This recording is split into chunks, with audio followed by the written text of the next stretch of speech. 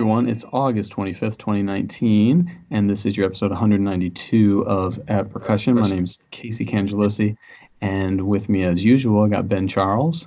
Hi, everybody. And Karli Vigna's here. Hi, everyone. Karli, do I understand right that you're a musician and you just bought a house? That is absolutely correct. How'd you do that? How's this possible? A lot of careful planning. I hear and this good luck. I hear this is rare. Jeez. Yeah, cool. Well, congratulations. That's great. Yeah, you love it? Yeah, we love it. And everybody says it feels totally different when it's your own place. You're not renting. It does, right? And we're in a house over an apartment, so I can play drums as loud as I want. It's going to be amazing. It's interesting. When we moved here, my plan was to rent, but as we were looking at places to rent, we just kind of started exploring places to buy, thinking like, well, we're going to buy eventually. And the ball got rolling on buying a house. Like literally to get started buying a house was easier than the first steps to rent, because you need references when you rent. You need all this, you need pay stubs, Whereas like, yeah, I mean, it was just things fell into place easier to buy a house. And yeah, it feels really nice. So congrats. Yeah, thanks. Yeah, that's real cool. And Brian Nosney's here. Hey. How's it going, buddy? Good. You doing all right? I want a LaCroix meme because you're here. So, new LaCroix flavors transported transported in a truck near bananas. Hint of lime. Single Skittle dissolved in water. Shy watermelon. And imagine like a strawberry, but with low battery. I didn't get it at first. It took me the second one to understand the first one. Yeah, the concept of it all. Yeah. It's a little bit longer one, but that one makes me laugh. Which I think is funny, since the first time I ever even saw LaCroix is from our guest. I'd never even heard of LaCroix, but he drinks them religiously. So. Oh, okay. Well, you guys, I should introduce our guest then. You guys, he is the Director of Percussion Studies at the University of Kentucky. He's received worldwide recognition all over the place as a performer, pedagogue, and author. And he's currently something he'll have to explain to us, but a Provost Distinguished Service Professor in music. And he's also the principal percussionist with the Lexington Philharmonic and drummer with the Kentucky Jazz Repertoire Orchestra. And he's also a past president of the Percussive Arts Society. So, hey, please welcome to the show, James Campbell. How you doing? Great to be here. Thanks for having me. Yeah, sure. So, hey, my department chair who just retired. Jeff? Yeah, so he really wants me to embarrass you on this show. So but that could really backfire depending on what you choose to share. So if he's you want, Canadian, so you can't trust him. He is Canadian. You do know this man. That's right. Yeah, he's from Moose Jaw, Saskatchewan. He tells me that you used to be called Rudy. Yep. What does that mean? Okay, so when I started Northern Illinois University, and they had a marching band that only was there 1 year, and then the economy of the 70s thought athletics couldn't afford it anymore. So we had it my freshman year, and the section leader was Larry Captain. Larry is, I think he's dean now at University of Colorado, University of Denver. I'm not sure. Okay. Yeah, Larry Captain. He's got he was kind of an expert on Mexican marimbas, and he's got a book, The Wood That Sings, that kind of chronicles his research. He taught at UMKC for a while. He taught down at Stephen F. Austin. But Larry was he was a section of the drum line, and of course we had an away game that year, and it was to Kent State. The semester they opened back up after we had a little student demonstration there, famous student demonstration. So we were real excited to go to the campus and kind of see where's the National Guard, where were they standing, what happened. And all freshmen in that band got hazed. And since I had a significant amount of experience in drum corps at that time, the nickname by the end of the tour, the bus hazing, was Rudy Mental, which got shortened to Rudy. And they got shortened to Rudy. So all throughout both my degrees at NIU, Rudy was my nickname. In fact, people didn't even know my real name. Everybody called me Rudy. Crazy. Cool. Well, Jeff, there it is. I hope you think you got him. Doesn't sound like. No. Doesn't sound that critical to me. So, Jim, if you want to throw back anything juicier, I'd appreciate it. Jeff, actually, he grew up on an ice cube ranch in Saskatchewan. So his parents, they raised ice cubes, and that was kind of what helped put him through college. So sometimes he gets a little, he has those kind of rough beginnings, but I think he's had to change jobs a few times because of it. But I'm glad to see that he finally, made a full career there at your institution. So anytime a faculty meeting or anything, if they put ice in his water, he would kind of freak out, and I always wondered. I always wondered why. It's like, why does he have It's like he has a phobia of ice cubes or something. We miss Jeff. He retired just this last year, and he's younger than me. I feel bad. We got to get to something serious. Does anyone else have anything serious? I got a new piece from Brian Nosny in the mail the other day. Oh, I want to hear about that. It wasn't very good. He's still working on it. It's. I promise, it's almost there. I got literally like 2 phrases that just need work, and it'll be to you. He didn't have enough rim shots and backsticking, so I made him do it over again. Yeah. You know what would probably make that piece a lot better is if the composer was dead. Yeah. Oh, yeah. Wow. Wow. Ben took it. Wow, Ben, out of nowhere. When does this podcast start again? Right, I know, right? When do we actually record? For anyone that isn't in on the joke, that doesn't get the history, Brian, when I went to UNT as a freshman, Brian was like the first ever living composer I ever met. And like I said before, like I didn't know that composers could be alive. I just always knew of dead people. So. And so on my website now, Jim, at the bottom, there's a quote, like a press quote from you and Herring and Parks, Robin Engelman's on there, and then I added Ben Charles. Brian Nosny is one of the living composers that I know. Quote. Yeah. So I appreciate that's what got me the job here at McNeese. Is that what got you the Kentucky commission? What's that? Is that what got you this Kentucky commission? Yes, exactly. That's exactly what it was. That and I'm the best in my price range, according to Jim. So this is what happens on this show a lot. That something is said, and I have to go back and listen to it 4 or 5 times and really sleep on it and think, do I edit that out or not? Ben said the composer should be dead. So that's a potential landmine right there. Right, I still haven't decided. Casey, you got a lot of color in your cheeks. You look good, man. Oh, thank you. Yeah, I'm living. Yeah. Sorry, Ben. God. Hey, well, I do have a serious question. I saw that, in your bio there. I don't know, what is a Provost Distinguished Service Professor? Well, the few provosts of, I think, 3 people on the faculty who had done a lot for the university.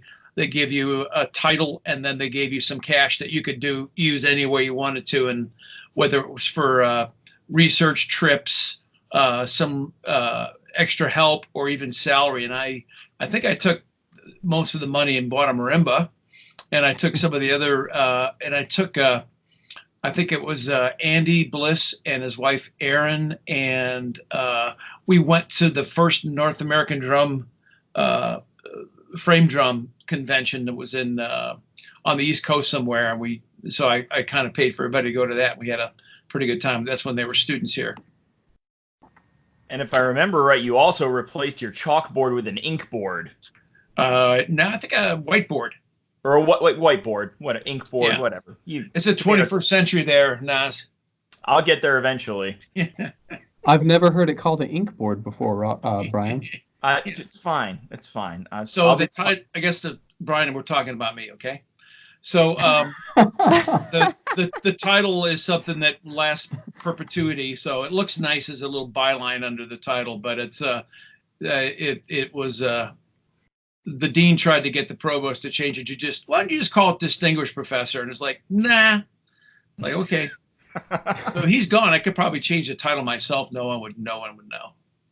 So you mentioned Andy Bliss, and we've got Brian Nosny here. I mean, we've had a handful of your students. You have this great track record, University of Kentucky, getting these doctoral students into jobs. We've had Brandon Arve on as a co-host before, and I don't even know if there's a question there, but I don't know. How do you prepare your students so well?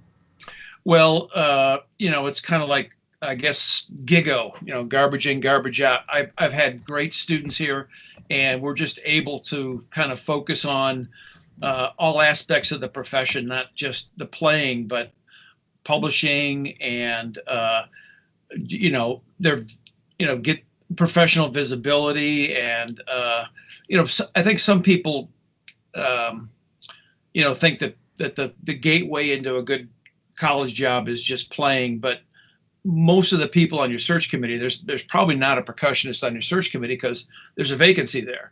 So it's making sure that, the academic people see that you're also, have that interest, and that the band director sees that you're there to help with their, band day, and that you're more of a colleague than you are just an artist. And I think, we've had a pretty good track record, and, I've had just some great students come in, and then Nosny came too, but I gotta help, set the bar a little bit lower. I just kind of went through, maybe a moment this year. I had my first DMA, Randy Sanderbeck at East Tennessee State. He retired. Yep. And wow. And then Matthew Geiger, who is one of my latest DMAs, he got his job. So it's kind of nice to see that, I got kind of a couple generations out there now, and that's a testament to my age. Well, I guess while we're on it, and since we have the unique circumstance with one of your successful students here as a co-host, Brian, how would you answer that same question? Like, what do you think Jim does that is just so effective? I really didn't gain much at my time at Kentucky. Sadly, I tried to watch basketball, but that was when Billy Gillespie was the coach. So really, I just avoided basketball during that time. Other than that, I kind of blocked it out. There are a few months of therapy that really helped me to get the reality. It's funny hearing Jim say that about the playing thing, because I've always said, like, I'm not by any means the best player. And I remember in my interview he asked me, he's like, what do you want to be? Like, what type of player, what type of performer, like what type of musician do you want to be? And I remember saying, this is in my interview, when you audition for your doctorate there, you have about, you go through playing your pieces, your rep and stuff. And then from there, you walk next door to Jim's office, and you have about a 30-minute or so interview with him. And he he asked me that question. And I said, man, I've never wanted to be the virtuoso marimbist. I've never wanted to be the crazy conga player. I've never wanted to be the outstanding, orchestral music. I wanted to be the guy that was solid, that was the jack of all trades. You can give him anything and it'll be solid. It's not going to blow your mind, but it'll be fine. And Jim, that really resonated with him. I remember him being like, you and I are going to get along just fine. And he said, I'm not looking for the best players in this program. I'm looking for who brings the most to the program. So at that point, I already had college teaching experience. The fact that I had a composition degree in addition to the performance stuff, I had already been published. I think that was kind of the things that moved me in. And then from there, Jim's really actually, this was one of the things that I had written down, because one of the things that Jim always said was, don't, hopefully I don't screw this up. Don't dictate your career. Let your career dictate you. So the idea that don't go in there being like, hey, I want to be the world's greatest marimbist, and that's all I'm going to be. If all of a sudden you're getting calls for conga gigs a lot and that's paying the bills, well, then kind of ride that wave and stuff. Am I getting that right, Jim? Yeah, it's as you go through it, it'll specialize you. So you have to be ready for just about anything that comes along, and I think. I think there's over 40 alums that are teaching at the university level. So I think it's been working so far, knock on wood. Well, and it should be said, so a few years ago, we had the 30th anniversary of UK percussion. Jim was the first full-time percussion teacher at UK. So there was a 20th, and that was when I was at North Texas and was hearing from some of my friends that had gone UK about all of this. And so then when I got there, did my thing, and then we had the 30th anniversary, and you saw the people that came from across the country to just be there, and some of it was like a who's who of our industry, from everyone that works at really high-end jobs in the business side of things, from different corporations to people that are teaching at universities, people that are professional players touring the world. It was kind of insane. So I remember Jim gave a very short speech, but one of the main points was just, my goal was just to build a network of people that cared about each other and that wanted to do things right, and he felt that he had done that. And I think that that's a testament to it. Yeah, when you look at it. It's really rewarding when, like, at that event we did mount it in Ixtawit, since we had so many people outside concert, and the opening we gave the opening remarks for a public lecture were Glen Kotche and Andy Bliss. Andy did the premiere at Banff, I believe, and Glen works with JLA quite a bit. And just to have them, to have Doug Steinmetz, who's now the national sales manager at Yamaha, local high school band directors, it was cool. And everybody just is part of that network, and it's a really thriving network. And I think I'm most proud of that.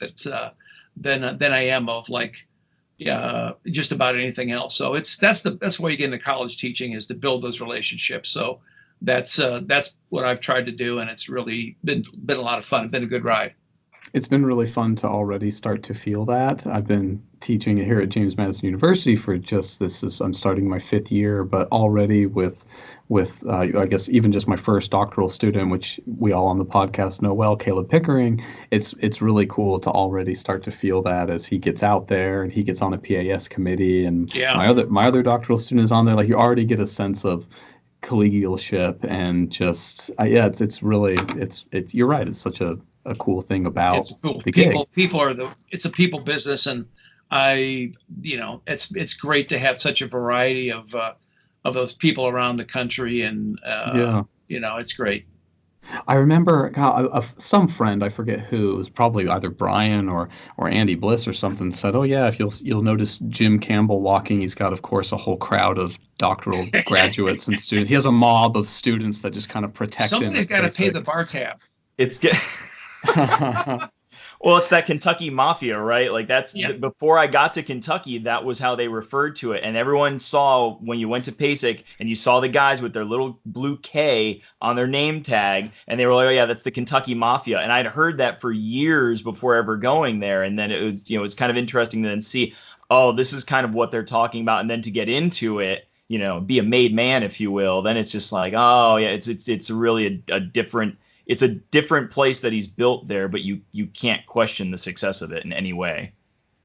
Man, you keep talking like that, Brian. Somebody's car is going to get keyed at PASIC. It sounds like someone. That's why I fly. Oh, okay. It's like these little mobs, little competitive mobs. Karli, I think you had a question. Sure, yeah. Related to talking about all the distinguished alumni from University of Kentucky. Jim, I'm wondering, what knowledge and skills do you most want your students to graduate with? Flexibility. I think that's the best thing they get. Flexibility is more important than capability. So I think it's flexibility. Also, I look at my job as creating opportunities.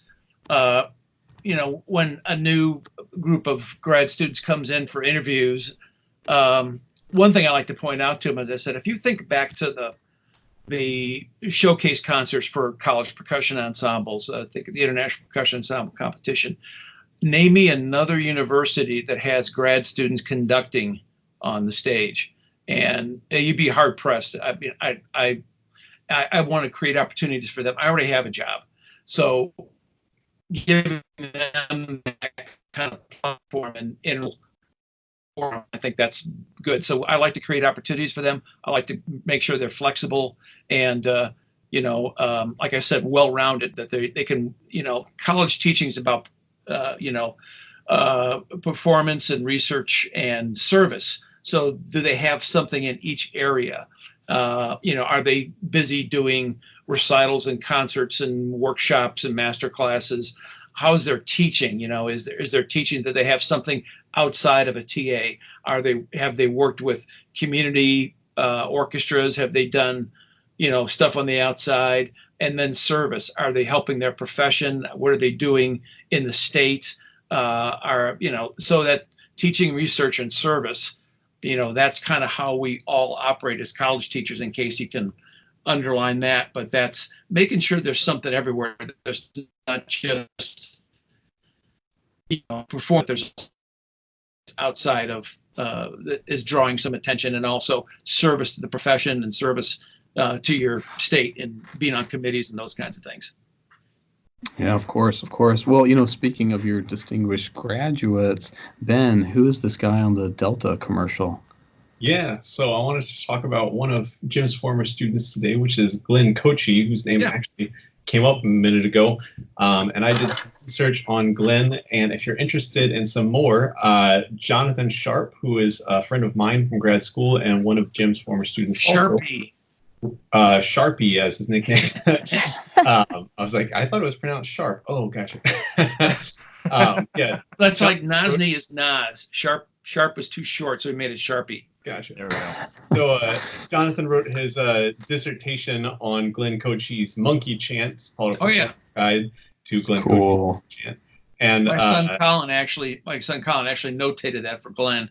Gotcha. Cool. So he did it on his senior recital, and I'll just talk a little bit about Glen because he's I met him when he was in high school, and he joined the Cavaliers drum corps, which I was the program coordinator and percussion captain at the time. And he came to Kentucky. He's from Lake Park, Illinois, and went to Kevin Leppard was one of his teachers in high school, and so was Mike Chiota. He came to Kentucky and he did marching band, he did jazz band, he just did about everything, and he played a lot. He played in everything he could, local bands, local rock bands, and he just kind of went from there. And I'm really proud of his career, and he's a real recognized composer now, writing for string quartet, writing Chicago Youth Symphony. I saw him play concerto with them last year. And just a killer drum set player. I'm just really, really proud of him. And the Delta faucet thing, I remember he called me up. I think I was mowing the lawn, and the phone rang, and he called me up and he said, "Hey, have you seen that Delta faucet commercial yet?" No. He goes, "Do you think I sold out?" And he was worried. I was like, "Glen, you're going to put your kids through college with that? Don't." No, yeah, it's totally cool. And Glen, his wife's an engineer. She teaches in Chicago, and he took the year off from MoCo last year because she won a Fulbright, and they lived in Scandinavia for a year, and she did research and taught there. And Glen just took the time off, and of course he was busy, doing stuff in Europe. But MoCo went on hiatus, and they said, we'll get back together when you get back. So it's kind of nice that they keep the room for him. Mm. And in fact, they're playing in Indianapolis on the Tuesday of PASIC, the week of PASIC Wilco. So I'm looking forward to seeing him there. Wow. Cool. So just a little bit more biographical information. I also did some research. There's Glen had this article kind of posted on his website. You can Google and find it. The University of Kentucky Alumni Association magazine from fall 2017 also has some great information about Glen, and it talks about that. He actually has a very nice sort of tribute to his wife and how they take turns supporting each other, and it talks about that Fulbright in Finland. Yeah. So just a little bit of background about Glen. He was born December 31st, 1970 in Roselle, Illinois. He says his earliest memory was getting a toy drum from his sister at Christmas, and I quote, "Not realizing how to play it correctly, he put the sticks through the paper head and then cried," which I think is an adorable image. And he says, "I've always balanced the academic and rock drummer sides of drumming." And so let's see here. Oh, my notes got out of order here somehow. So upon graduating high school, he went to University of Kentucky, where he studied with Jim. And he said, Jim realized we need to be well-rounded students in a lot of areas. He treated us as individuals and realized what our interests were and what our strengths and weaknesses were. When he was in school, he played in all sorts of musical ensembles in and out of school, including marching band, orchestra, percussion ensemble, steel band, jazz combo, country band, and quite a few more. He also played, as Jim mentioned, in the Cavaliers Drum and Bugle Corps in high school. After he graduated Kentucky, he stayed in Lexington to play drums in a production of Hair. Then he continued gigging after that, including a 3.5-year stint with Paul Kaye and the Weathermen. At this point, he became interested in free improv. He got into using contact microphones and prepared drums, which, if you know his piece Monkey Chant that we mentioned earlier, has quite a bit of that. In 2000, Jeff Tweedy invited Glen to play percussion on some Wilco tracks. It was at this point that Tweedy and the band actually fired the previous drummer, and Kotche joined the band. To date, he's recorded 9 studio albums with Wilco, including the Grammy Award-winning A Ghost Is Born. He's also recorded 4 solo albums, introducing Next, Mobile, and Adventureland. In 2010, Wilco started the Solid Sound Music Festival in collaboration with the Massachusetts Museum of Contemporary Art, and they created a permanent, Glen created a permanent sound installation for the museum in 2011. He's composed for the Kronos Quartet, Silk Road Ensemble, Bang on a Can All-Stars, So Percussion, 8th Blackbird, and Third Coast Percussion. Some pretty heavy-hitting names there. And then also, as Jim mentioned, in I think it was 2013, he recorded "Reach Out, I'll Be There" on kitchen objects for the company Delta, not the airline, but the Sync company. And he actually, in the article, this UK alumni magazine talks about he had a chance conversation with Gabe McDonough, who was an advertising executive at the Leo Burnett agency. And Leo was, I think, waiting outside of his daughter's piano lesson and kind of remarked, "I wonder if you could play music on kitchen sinks." And so this kind of turned into a thing, and Glen developed it into the commercial, and he arranged it. And it sounds like he was just going to kind of, hand it over for his fee, and they needed someone to record it. And they said, "Well, how about you?" And he said, well, he said most rock drummers probably couldn't actually do that. So he attributed it to his kind of drum corps chops. And like we're talking about all the sort of versatility that he was able to actually make that happen. So if you go on YouTube, you can find that commercial. It's really cool. And there's also a great parody of it that I sent to Casey and Karli earlier today. I'll let you find that on your own and see what it's a simple sound editing trick. Simple sound editing trick. It's so cool when you see something like that. And that commercial I saw, I think in a hotel room on just live TV. Yeah. Because I was like, is that Glen Kotche?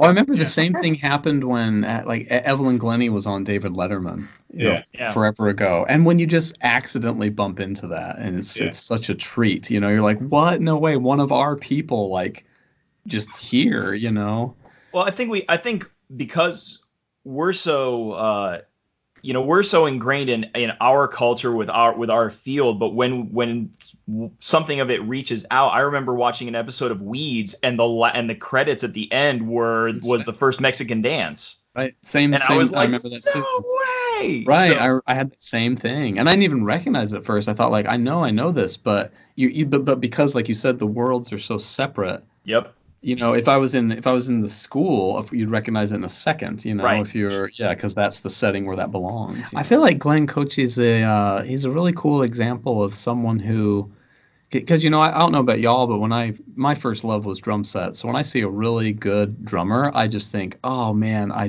wonder, just like when you see any really, really good orchestral percussionist, really good marimbas, you think oh, should I have gone all in on that one thing or whatever, you have that little, that brief feeling. But when I think about that with drum sets, he has this really successful band called Wilco, but yet he still does these compositions like Monkey Chant, or he shows up to PASIX to hang out and to do, he's still really rooted in his classical studies, if you will, so it's a really cool reminder, even if you did make it with this other big successful band or whatever, you'd still love this. What's so cool about Glen Kotche's career to me is it's a reminder that all these worlds of percussion are not so far apart. I think they are. Yes, and also the sort of looking back and seeing how it all fits together. Yeah. Mm-hmm. Yeah, Jim, sorry, I think you were saying something. Yeah, I said one of Mickey Hart's books, there's a byline that says, "The backbeat has been very good to me." Oh, So, right. I think same thing with Glenn. That's one aspect of what he does, and it helps him be able to spend time composing and traveling and making field recordings and working on his other things. And it's like, yeah, that definitely, he loves doing it. And I would consider him, he sort of wedded multi-percussion and drum set, and he does a lot of that with Wilco. He'll have a marching machine and plays crotales and a backbeat with his left hand. So he's kind of got that, studied percussionist and knows how to expand his drum set beyond the realms of a 5-piece kit. Yeah, sure. What do you got, Karli?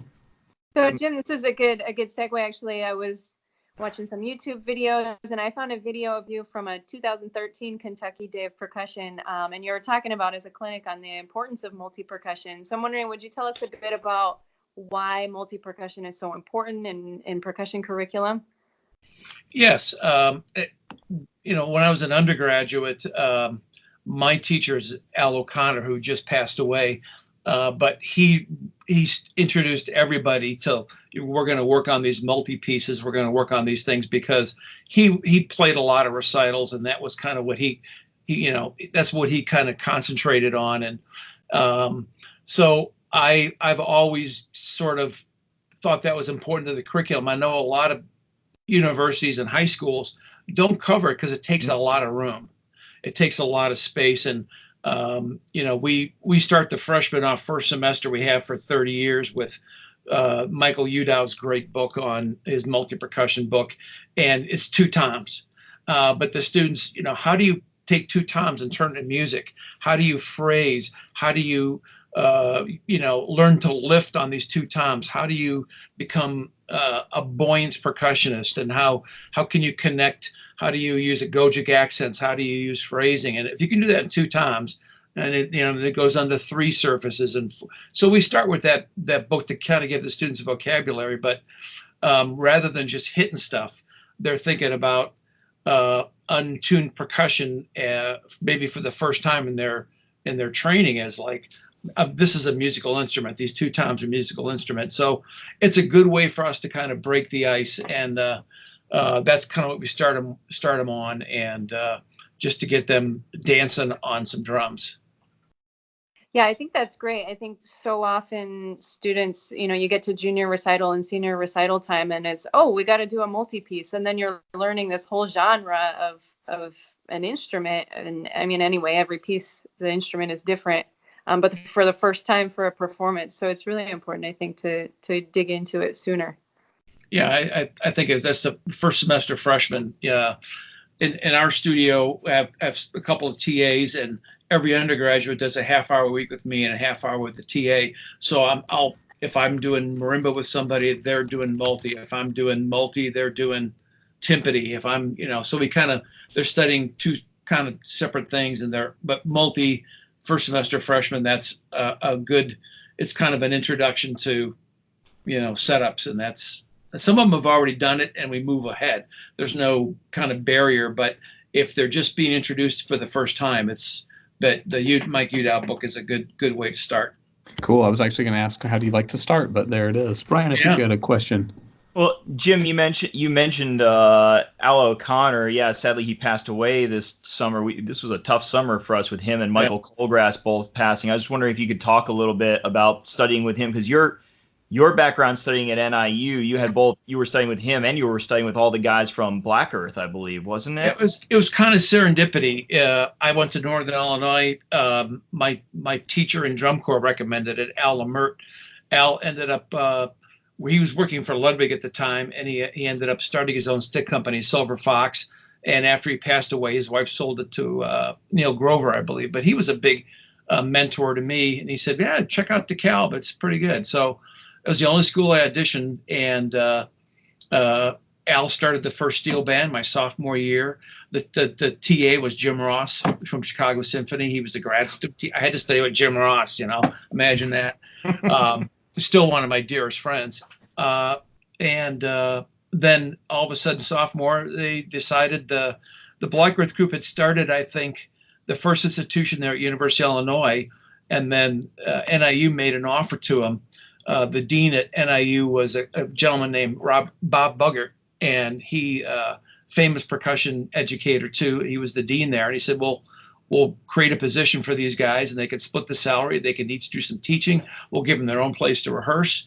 So, over the course of my time there, I studied with Mike Udow and Al Oddie and Gary Kvistad and Rick Kvistad and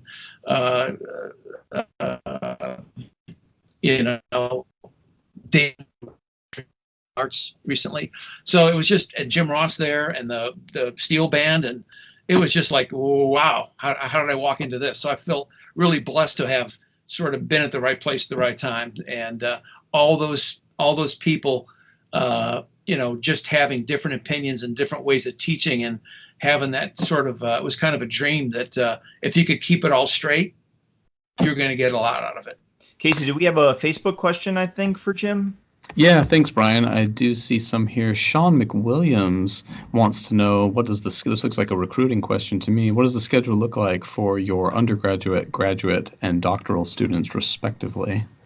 Undergrads, there's, I think, 3 degrees. You can get a performance degree, music ed degree, and Bachelor of Arts degree, which Bachelor of Arts has the most flexibility. So if you want to also pick up some business courses, we also, there's room in your schedule. It's a non-recital degree. We also have, I have some people that are double majors, arts administration and music performance. So I find that most undergrads now, because they have so many AP courses in high school, that they're already coming in with college hours, that they can take a double major. They're interested in a double major, and I think that's a good thing. I think it helps. They're passionate about music, but they're also looking at improving their skill sets in another area. I think I had somebody that was chemical engineering in music and arts administration in music. I think I have somebody that's physical therapy and a music minor now. But yeah, I think their music's not, as you know, is not a 9 to 5 kind of a situation. Some students come in and practice at 7 a.m. for a couple hours. Some students come in later in the evening and practice, but generally most of the undergrads are 2 to 4 hours a day.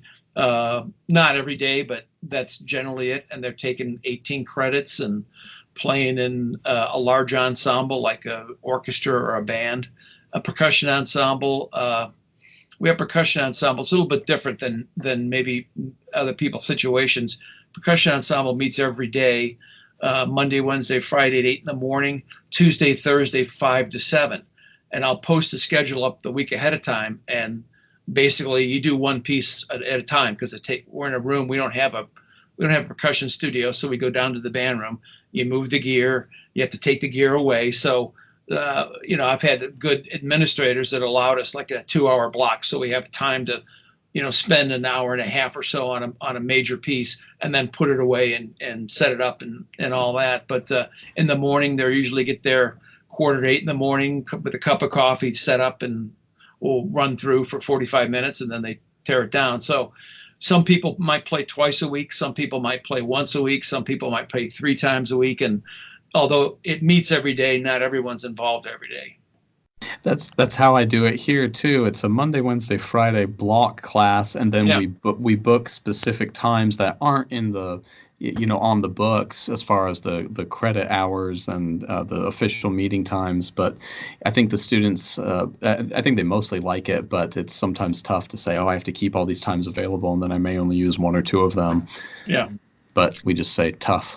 And I give them off one afternoon. They can have off Tuesday or Thursday afternoon, so they can do some teaching. Some of them, there's 6 high schools in Lexington, and so it's a very competitive marching band state. So they're working with somebody's pit or somebody's drum line, and I think it's important to get them out doing those things too. So they just tell me which week, and I make sure I don't schedule them for that. Yep. Same here. Yeah. You're talking about like we have the same thing here. They're only required to be there for their quartet time or whatever. But what I always point out to my students is, well, you have Tuesday, Thursday, 8 to 9:15 booked on your schedule. So if you're not playing, or if you only have to play for 30 minutes that day, you could use that time to practice. And so that's my. Or I say, imagine that. Or I say, or you could come help me with my filing in my office if you really want. If you really want, you could. Isn't that the worst, Casey? At my office, there's a stack of music to be filed constantly. It's so yeah, it's constant. And I feel better actually through doing this podcast. I mean, we've had a lot of directors of percussion studies, and I think, John Lane, man, his office was like everywhere, and Bob McCormick's office was everywhere. And they keep telling me like, Casey, your office is pretty clean. It's not, but they tell me it is. My background is blurred on purpose because that chair right there is full of music and mallets to be filed. Yeah. It's rough. Yeah, it's a rough life. Yeah. Karli, I think, speaking of school and students, I think you were going to give us some back to school ideas, something of the sort. Yeah, this time of year, back to school, starting a new school year, I think it's really natural to start to think about setting and achieving all kinds of goals, musical goals and career goals. So I was doing a little research and I came across a really great article on bulletproofmusician.com, which is, if you're not familiar with it, is full of resources, a lot of things about performance anxiety and kind of the psychological side of what we do. And it's all written, I think, published by Dr. Noah Kageyama. And he wrote this article with 4 guidelines for effective goal setting that really resonated with me at this time of year. So I wanted to share them with you all. The first guideline, he's asking, what's better, specific goals or general goals? And hopefully all of us kind of have an idea of what the right answer is here. Specific goals are so much more valuable. A musical specific goal could be something like, I'm going to learn the first 3 pages of this marimba solo at quarter note equals 60 by next Friday, versus something really general. You could say, I want to learn more music faster. Like, okay, how do you even know how you're doing towards that goal if it's so general? And I always think about a couple years ago, my husband and I, we joined a gym, and they offered like a free personal training kind of consultation session. And the trainer sat us down and he says, like, so what are some of your goals? What are your fitness goals? And we both look at each other. We're like, I don't know, like to be healthier and to get in shape. And, the guy, like, you kind of see the eye roll, like we hadn't thought about it. Like, we're joining a gym. We want to work out sometimes. Just want to like look amazing at the beach. Why is this such a, yeah, what do you mean? What's our goal? Well, in case that would have been probably more specific. But anyway, I ask students a lot, especially new students. They come in and I ask students, what are some of your goals? What do you want to learn? What do you want to accomplish in your lessons? And a lot of times students, even some college students, a lot of times younger students will say something general like, yeah, I want to get better at percussion. And that's like, okay, that's a step, but you can't measure it. So you don't know exactly how you're doing towards the goal, which makes it really hard to actually follow through. So the second guideline from Noah Kageyama is it better to set moderate or difficult goals? And the answer here, I think, for everyone is to find a balance. And one thing I always talk about with students is you have to consider, is it a stretch or a stress or a strain to the point where like you reach a breaking point? Of course, we want to challenge ourselves and our students and the people we work with, but we don't want to put so much stress on that you come to a breaking point or, kind of a mental breakdown point where you don't know how you could possibly do anything. So push yourself, but make sure that it's reasonable and that you can accomplish your goals.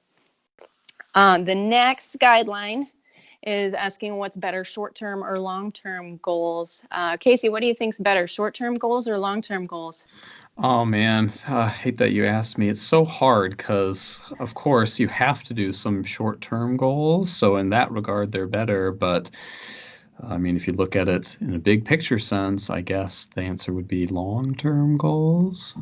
Well, your answer was kind of perfect because actually we want both, right? We have to have both. You have to have an end goal of, 5 years from now, or even 1 year is kind of a long-term goal.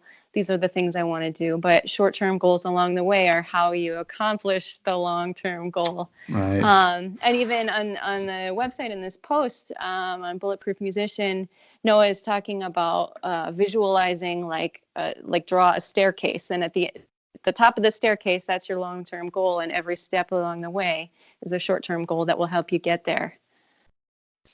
So finally, the fourth guideline that Noah was talking about is process goals or outcome goals. And he's talking about process goals being more oriented on the preparation and your learning process, things like learning to focus more on your music during a performance or listening to other musicians in the ensemble.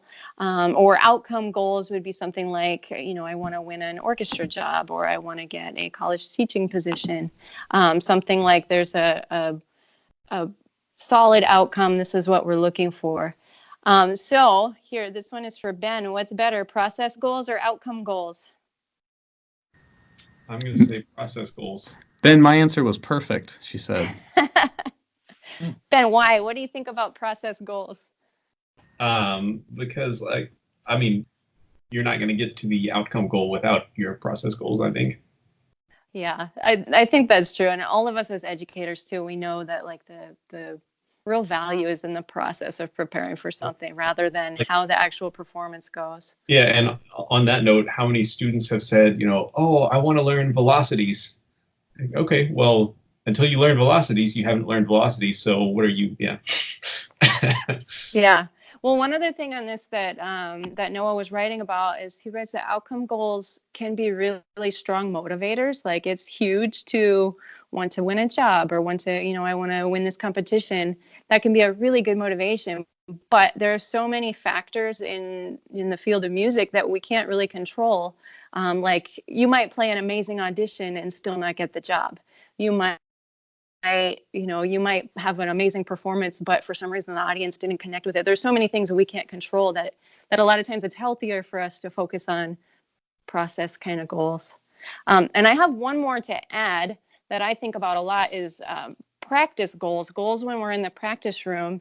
And I talk with my students about this. Time goals, you know, we all set time goals for practicing sometimes, I think, whether it's I'm going to practice 3 hours a day, 4 hours a day, 5 hours a day, whatever it is. Because that gets you in the room. It helps you schedule your time. It helps you manage your time. But sometimes I see students that they're focusing a lot on the time, but not a lot on the musical progress that they could be making in that time. And sometimes I think we have a tendency to, like, run out the clock or spin your wheels a little bit. Well, I'm staying here until 7 p.m., so then I'm done. So I think, of course, I think they're both really important. But progress goals are really, really important. You can't just get by on, I'm spending 3 hours a day in this room. That's a really good point. I kind of tell my students the same thing, the idea that if you're going to be in a practice room, but you know you only have 20 minutes, what's the best way that you can use those 20 minutes? If you're all of a sudden you say, well, I'm going to learn I'm going to shed out more licks of this marimba solo. Well, maybe that's not the best way to do it. Maybe instead go back to what you were doing and focus on those 4 measures that are really difficult. And in 20 minutes, you can really get progress done on that. But if you're trying to learn just more and more measures, maybe that's not really the best way to spend that time. So I talk about the idea of goal-oriented practice as opposed to time-oriented practice. Mm-hmm. We have a class we do with the freshmen. We call it freshman skills class, that just the percussionists, we get the schedules together, find an hour a week we can get together. And that's where I teach tambourine, triangle, bass drum, cymbals. I do exactly that. That's what we do too. Yeah, we call it freshman techniques. It's great. Yeah. It's so important. And along those lines too, there's a book that they required to get now by David Kish. It's a new book on practicing at Meredith Music Publisher. I can't think of the title of it, and maybe we could look it up and add it to the show notes or something. But so I think it's 50 strategies for spending your time practicing how to practice, and when you hit a wall, what you can do. And so every week, the guys, each person takes maybe 2 of them, and they paraphrase it, outline, and talk about how they use it during their week. So they're all talking about these practicing strategies. And I think, you know, you want to hit them when they're first semester freshmen, because they're going to think more about how they spend their time from then on, rather than, you know, I think it's been helpful for us. We've been doing it for just a few years now. Practicing with Purpose by David Kish. Yeah. Yep. Casey, if you want to edit out, Jim did just say you want to hit them when they're first semester freshmen. Oh, I should have said strike. I should have said I'll have to look up the statutes and regulations. I feel like I'm in my dissertation editing again because for how many times Jim would send back things with like crossing out hit and put strike. Nice. So one other note about this sort of the practicing stuff, and we talked about this many episodes ago, but Colin Hill wrote an excellent dissertation on like practice habits, and he interviewed a bunch of people, and this is one of Jim's students we're talking about. But that thing, when I read it, I mean, it was like, I know I couldn't get my students to read it, but I just wanted to print off a copy and give it to every student and just read this. Yeah. But even I, like, I'll be the first person to, probably all of us, like sometimes we get in the practice room, we get going, and then 45 minutes later, we go, what am I actually working on? And I have to like step back and evaluate. Yeah. And I think always practicing with a goal in mind is always the correct answer. I really like what, go ahead, Brian. Well, I was just going to say, like, one of my former colleagues at Troy University, Jason Solomon, he's the trombone professor there, and he has been practicing now for, I can't remember how it is, but over a year straight, like every day he practices, and I've started to adopt a lot of his things. He doesn't he practices in units, he calls them, and every unit is a 15-minute time by which he is specifically, I am focusing on this one thing. I'm just doing long tones for this. Now I'm just focusing on excerpts for this, or a very specific excerpt. And he's got to add it up to where he'll like do a day for him is 9 units. Doesn't matter when he gets them in, but he has to get in 9 units every day. And he's a real kind of statistician kind of guy. So he's got spreadsheets on all the from like day one when he started all the way through, and he's just really trying to develop all this data on how he goes about practicing in this way. It's really been that combined with like Colin's research is just fascinating. It's you said 15-minute chunks, and it just made me think that our buddy Todd Meehan is just I just did the first interview for I guess what's going to be his first little 10 minutes or 15-minute segment on how we practice. He's going to do a little either YouTube or Facebook series, I forget, but he's just interviewing a bunch of people with just like how you practice kinds of questions, and I imagine it was tough to keep to 15 minutes, Yeah. So there's a lot there. I was going to remind my students just along these same lines, the first tomorrow after we have auditions tonight, and then of course we talk about the audition results, and I'll invite people to play who had a really good snare drum solo or whatever, and we're going to make a little mini studio class out of it as kind of like a first day. But I think I'm going to introduce them to that Stephen Covey 4 quadrants of time management, and Karli mentioned long-term goals, and she also asked them, paired with short-term goals, and I think we all agree, the long-term goal is the big one you want to go for. But yeah, in school especially, those 4 quadrants, and I know we've mentioned this on the show before, but I'll just tell everyone, there's this cross-section of important and not important, and they cross with urgent and not urgent. So quadrant 1, for example, would be things that are urgent and important. Quadrant 2 would be things that are not urgent and important. Quadrant 3 is urgent, not important. And the last one would be not urgent and not important. So you can kind of, roughly put in everything you're doing into one of those. And of course, the quadrant that gets neglected is the one that says not urgent and important. It's very hard to get to that one. And I think I love how you said it, Karli, because it's really true. Your little goals, you need to have kind of an overarching big goal, because that's a very easy one to neglect, especially once you pop into school and you get rolling. And, once you get a little behind, it's really hard to stay afloat, and it's really hard to stay ahead, and it's hard to do any sort of extra goals. John Parks at FSU calls it the triage system.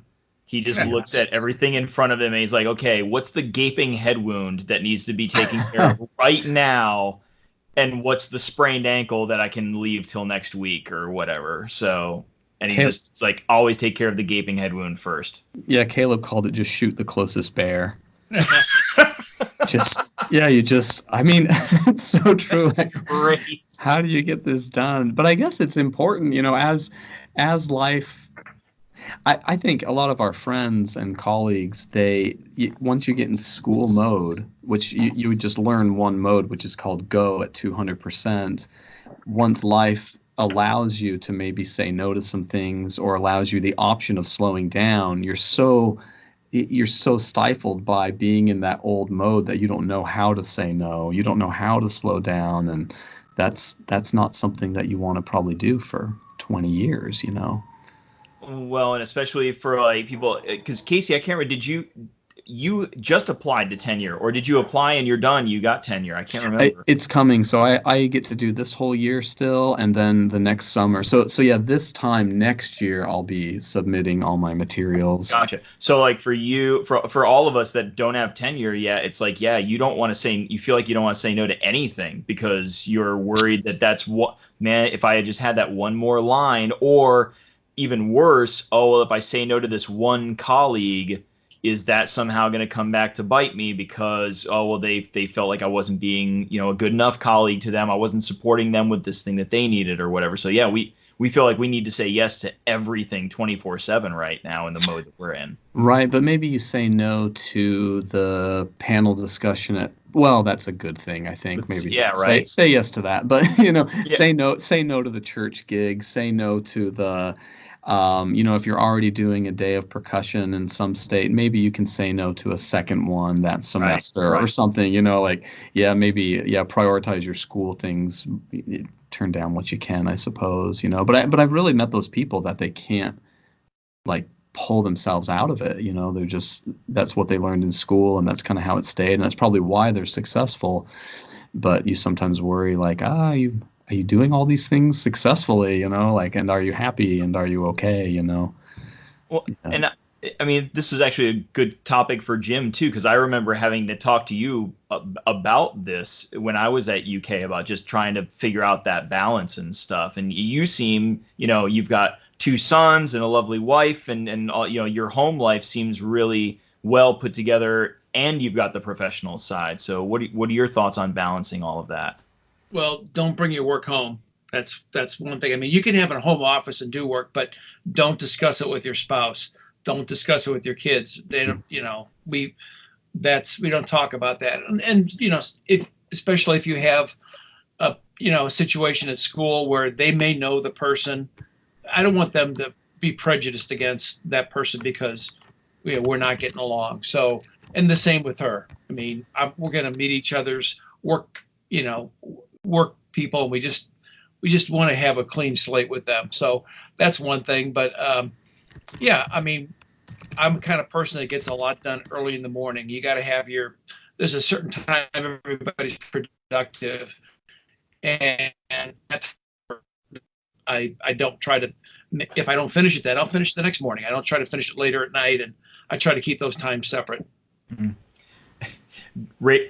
Rachel's in the other room right now. She's going to probably yell at me for saying this, but I remember asking you about, like, one of the things I needed advice on was just like, you traveled a lot and I was traveling a lot, and asking like, how did you manage that? I remember one of the pieces of advice you gave me was like, hey, if you've got to go away for like a week, cool, go away. I think your advice was short goodbyes, long hellos was, I think, the way you put it. So if you got to go away for a week, cool, bye, I love you, see you later. But then when you get back, don't take a gig that next weekend. Like, you should stay home. And Rachel will attest that I failed miserably at that many times as she looks over it. Hi. Yeah, exactly. So don't concentrate on saying goodbye, but really concentrate on welcome home. That's more important than good. Right. Hey, well, we do have another Facebook question, and this one, is from Kai Stensgaard. Hey, Kai, how's it going? And he says, hi, James. You were the first one to get an Aluphone in the USA, which, by the way, if you all remember, this is an instrument that Kai Stensgaard invented. So he wants to know, how has your experience been, and have you had new works written, I suppose, for the Aluphone? Best regards, Kai. Good, yeah. I think my close friend Anders Astrand helped us at that one passage sort of, obtain that instrument, and we use it a lot, but we use it as an instrument and percussion ensemble instead of vibes. Let's try this on Aluphone, or instead of another keyboard, just a different keyboard color that will substitute in for things. And it's we probably use it just about every concert we play in some regard, but I haven't commissioned pieces for it. We just adapt things on there. And I've got a recording project I did with Anders and Evaristo Aguilar from Mexico. We call it the Skull Trio. And we're going to do another recording this spring, but we use the Aluphone quite a bit in that, and that was pretty much all improvised music. I really want to get Evaristo on the show. He had me down to Tampico. Oh yeah. Yeah, he's just such a wonderful, he's a creative monster. Yeah. He's a creative monster and just a wonderful guy. And yeah, just just being around him, hearing his clinic. I mean, just like it changes how I thought a little bit. It's just really special guy. Ben, I think you have a question. Yeah, well, first of all, just hearing Jim talk about that, like it just popped in my head. The second movement of Palace of Nine Perfections, I think you could easily substitute that little vibraphone on Aluphone. That'd be pretty cool. Cool. But we were talking about Anders, and I had Anders here, was that maybe last year, as a guest artist, and we talked about the podcast. I think he actually recorded an episode here, and he said, you've got to get Jim on there. And he spoke so highly of Jim, and it seems like you guys have known each other forever. Actually, he said Yim. But that's Yiminy. But I was wondering how, like, you seem like such you've come from such different paths. How did you meet? When did you meet? How did that friendship sort of take off? I think actually Mike Bird called me up and said, hey, I got this guy coming in Northwestern. Can you have him too? And we just instantly bonded. I've been to Sweden many times. We've he's got a summer home on an island in the Baltic, and we spend some time there. He comes here. Our wives are friends. It just is a natural friendship, and we played concerts together. I think he's going to be here again in March. There's a local choir that Anders does a lot with choirs and performing with choirs in Sweden, and they'll have him in every couple of years here to do some of that same music that he either composes and they'll accompany on vibes and marimba. And so yeah, we're just been involved in projects, and he's written a lot of pieces for the ensemble. He's writing something for the with Brian. They're both, we commissioned pieces for the All-Star Percussion Ensemble at Passaic this year. So Anders is writing a piece he'll solo with, and Brian's writing a piece, and we got one from Francisco Perez, and I'm going to do First Construction in Metal, and we're going to do a Dave Samuels piece in memory of Dave.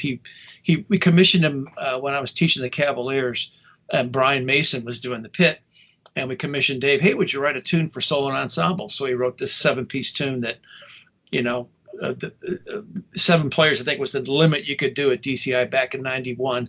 And I remember we got a perfect 100 score, and Brian Mason added some percussion parts to it, and Dave published it on his website. But I don't think many people knew about the piece, so we're going to pull that out of Passaic and do that piece in memory of Dave. Oh, what's that piece called? Called Square Corners. Cool. Yeah, it's funny hearing you talk about, oh, well, I met Anders, and it just seemed we just got along so well. It just became a natural fit. We just became great friends. Jeez. Because that's how it is with Anders, and I think literally everyone. I felt like my best friend the day that I met him. Yeah. Somebody says describe Anders, and musically, he makes everyone he plays with sound better. I've seen him play with Dave Samuels. I've seen him play many times with Ian Richards band. He'll play with a college ensemble. He makes everybody sound better, and I don't know how he does it. He's magical. If I add to that, my percussion methods class every year, I have them do a percussion ensemble, and my percussion methods class was playing an arrangement of "Beat It" by Michael Jackson, and I said, Anders, so you're going to be at this concert anyway. Could you take that Eddie Van Halen guitar solo on vibes? And he did. Yeah. Sounded great. He's amazing. I really think of him as a treasure, and I try to get him when he comes to the States, try to fill up his schedule and try to, help him out, because he's just one of a kind. I've never run across anybody like him in my career. So I'm part of the fan club. Me or something, yeah. He's so easy to be friends with. Yeah, he's just. We'll have to start some rumors or something, because I've never heard anyone say, oh yeah, Anders, man, that guy's dick. Yeah. like nobody's ever said that ever, in like the history of he's gets along with everyone. I heard that Anders hits first semester freshmen. There we go. So we need to start some rumors. I played an outdoor concert with Anders in northern Sweden, in a city called Piteå. He used to teach at a university up there. It was 40 below zero, and we played on ice instruments. And I think John Whitman from Yamaha was there, and Anders and I, and we, rehearsing outside and playing on a stage made of ice, on ice instruments. It was pretty much once in a lifetime opportunity, and it was like something Anders created because he could. It's wonderful. Well, y'all, we're a little over time, and I'm just going to tell you what happened today in music history just to close out the show. We're going to release on Friday the 30th, because I think I need a little more time to edit this week, just one more day. And I just picked one thing to share with you all, but this day, August 30th, 1985, a piano trio in D minor by composer Ethel Smyth. Have you all heard of Ethel Smyth? Yeah. The name, that was about it. And that, yeah, right. And that a piano. that's your Jeff Bush coming out right there. Yes, he would have said that. Oh, trio. Yes, I've heard of that. Yes, I've heard of 1985. That's something he would have said. But yeah, kind of a lesser known composer. And man, I've been listening lately after searching for this something to share, and it's really, really wonderful, just beautiful, like arch romantic music. But this piece, piano trio in D minor, is performed publicly for the first time in Greenwich College, Iowa, after 105 years when it was composed. So of course she's a great composer, but she was also a key figure and advocate in the British suffrage movement. So there's even a story where she I think she threw a rock at some official's house and broke a window, and she goes to jail, and she's sentenced for 2 months, which they reduced to 1. But at some point during her imprisonment, there was another protest rally or another something, and she supposedly conducted one of her pieces outside of her jail cell window to the crowd of musicians. So yeah, and she is one of those female composers that really did go up against the stigma of being a female. And supposedly people thought she was very good, but her music, quote, sounded too masculine. So that was one of the oppositions, which is really strange, because you would think, oh, well, if you have a sexist opinion, then the music is missing something that only men can do, or some BS. So if your music's masculine, well, if your music's masculine, isn't that what it's supposed to be? So I don't know. It kind of put a new ingredient into that whole sexism history for me. But just a few other pieces of information. In 1910, she met someone named Amelia Pankhurst, who I guess is a strong feminist and one of the founders of the British suffrage movement. And she is also the head of something called the Women's Social and Political Union, a militant all-women's activist group founded in 1903 that campaigned especially for women's suffrage. And I guess there is a rumor that Ethel Smyth was in love with this woman, and part of why she became so involved with the suffrage movement was not only her feminism, but her love for this other woman. So she's this really cool, outstanding female composer from the let me tell you when she was born. From edit. God, life sucks. What is this?